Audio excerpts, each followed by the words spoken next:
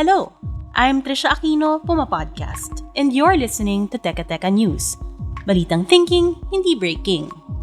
What you're about to hear is an excerpt of an episode of Teka Teka Explains.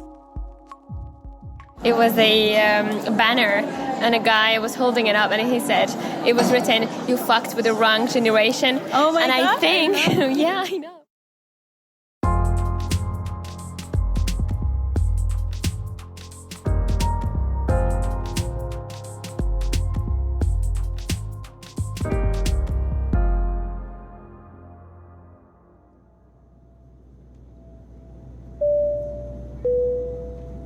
I was on the second leg of my trip from Manila to Geneva, Switzerland at nagsawa na ako sa in-flight entertainment at YouTube downloads ko.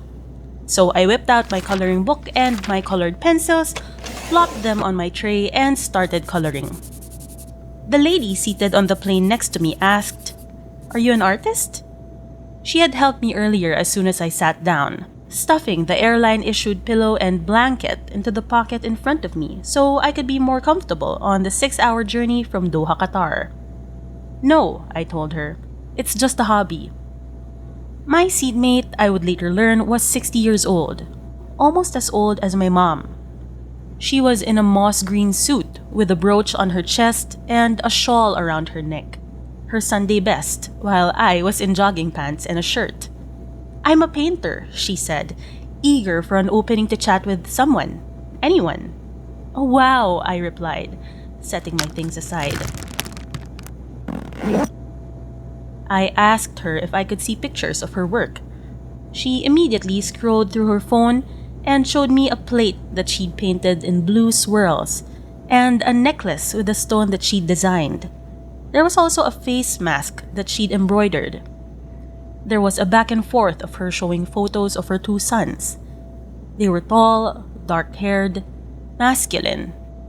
One was studying in England, the other was in Germany. She was gonna visit them, along with her sister in Geneva and 2 others in Norway. Her husband, with a shock of white hair, was back home. I showed her a photo of my husband. She asked if I had kids. I showed her a photo of my dog. And she laughed, exasperated, rolling her eyes. "Great," she said. Conversation was stilted.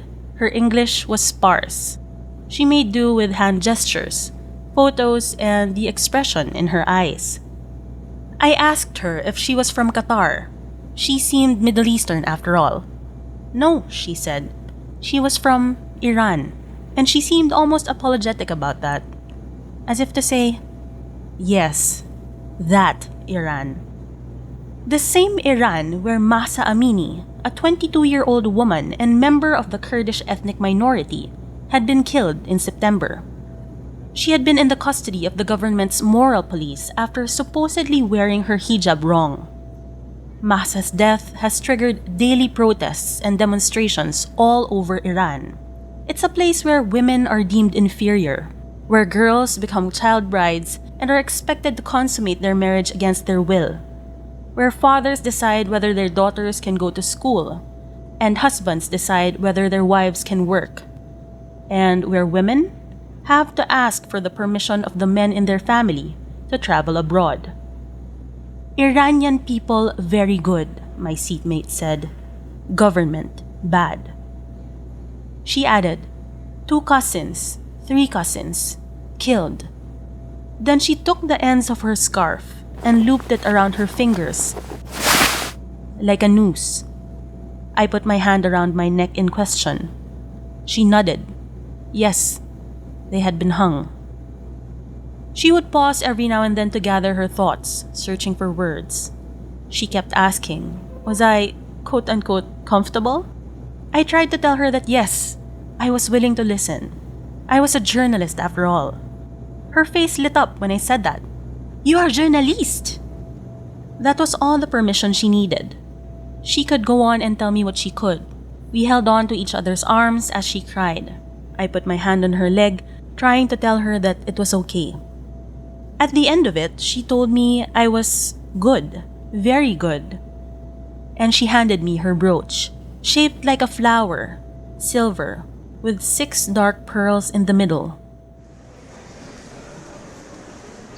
We kissed goodbye at the Geneva airport, where she had been greeted by a man whom I assumed was her brother-in-law. I was in Geneva to attend the 51st session of the United Nations Human Rights Council. I was there to learn about how the UN body worked and what its impact was on our lives back home. And I couldn't believe that I hadn't even stepped foot inside the UN headquarters, and I already had a story. It's been hell to live in Iran for the past 44 years. The Islamic Republic of Iran has made everything so hard on people that we all had to see beside them in other countries.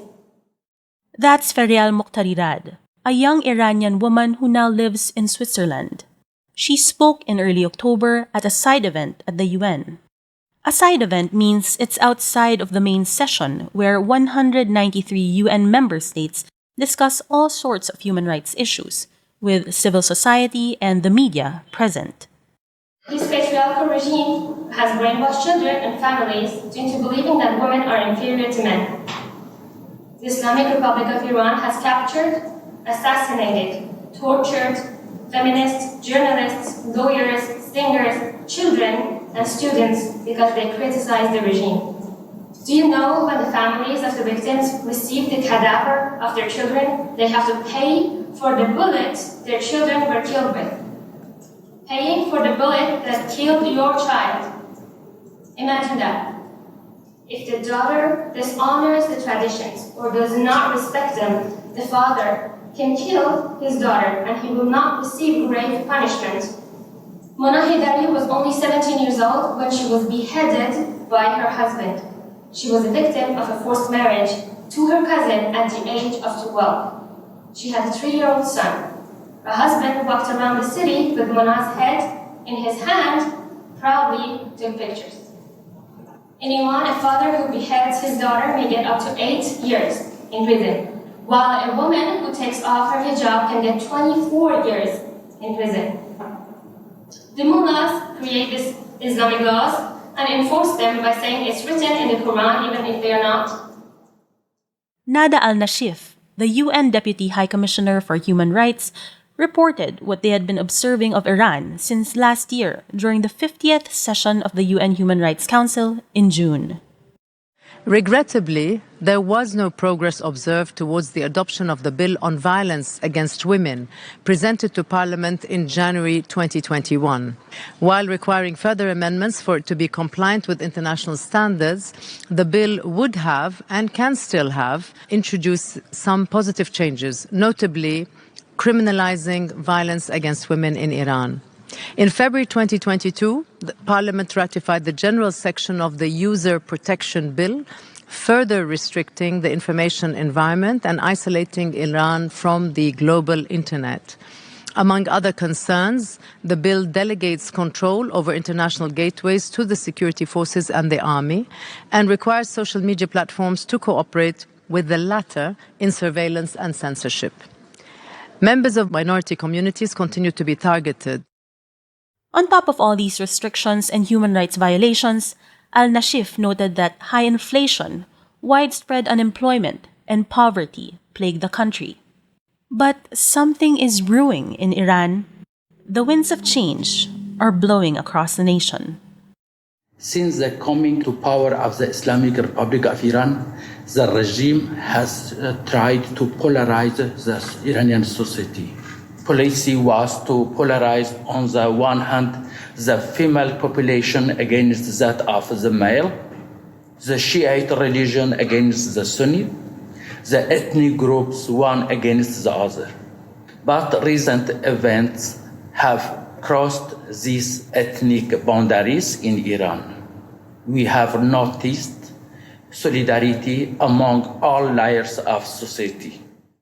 That was Dr. Baban Elyasi.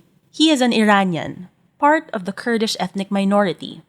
He now lives in Switzerland as a human rights activist. There has been an accumulation of grievances, he says. According to him, the regime has accused the Kurds of being separatists to maintain the system the ruling class enjoys. The leaders supposedly say that toppling the system would lead them into a situation like Syria's. But, says Dr. Elyasi, the people no longer believe this narrative because they see with their own eyes the children of their government officials living in North America and Europe enjoying liberties they back home cannot. The population is in need, but their leaders don't take care of them.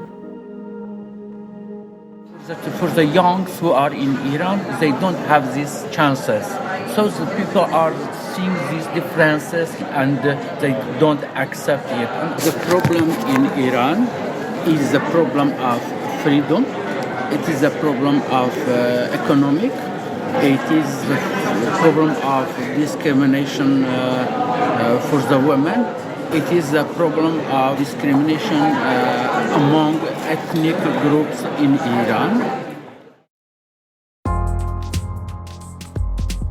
And that was today's episode of Teka Teka News. Again, I'm Trisha Aquino, PumaPodcast. This episode was produced by myself. It was edited by Presh Capistrano. Thank you to the Universal Rights Group and the Permanent Mission of Denmark to the UN in Geneva for making our coverage of the 51st session of the UN Human Rights Council possible. Subscribe to Teka Teka News and Teka Teka Explains on Spotify, Apple Podcasts, Google Podcasts, or wherever you listen. At para sa mga mahilig manood sa YouTube, PumaPodcast na rin po kami doon. Just search PumaPodcast and subscribe to our channel.